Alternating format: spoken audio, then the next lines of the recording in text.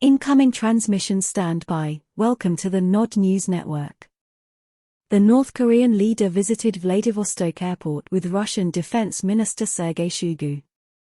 A MiG-31I jet equipped with Kinchul hypersonic missiles was among the fighter jets presented to North Korean leader Kim Jong-un in the Far East city of Vladivostok, the Russian Defense Ministry said. Winter. Russian Defense Minister Sergei Shoigu met with Kim, who arrived with the convoy on Saturday at Nevechi Airport in the Primorski region, where he is said to have inspected some of the most modern aircraft flown by the Russian Air Force operate.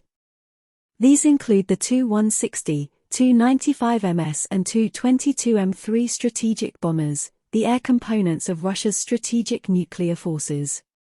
Su-34, Su-30SM, Su-35S and Su-25SM3 fighter jets were also present at Nevechi for Mr. Kim and Shoigu to inspect.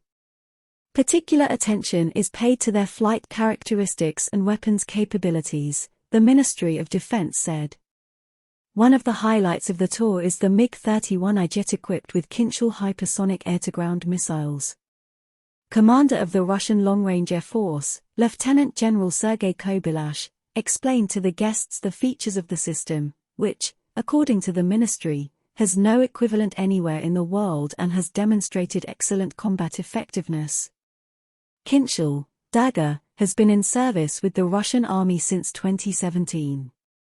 It can move at speeds of up to Mach 12, about 14,800 km per hour, while continuously performing evasive movements, allowing it to penetrate all available air zones. Defense. Moscow has deployed Kinzhals several times during the conflict in Ukraine.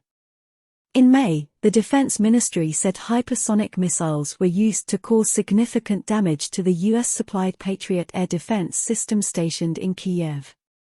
Kim and Shoigu then traveled to Ulis Bay in Vladivostok, where they boarded the Russian Pacific Fleet destroyer Marshal Shaposhnikov. This warship was modernized several years ago and is equipped with Uran anti-ship missile systems, Kalibr cruise missiles as well as a 190-100mm automatic cannon systems. Negotiations between the North Korean leader and the Russian defense minister are also planned.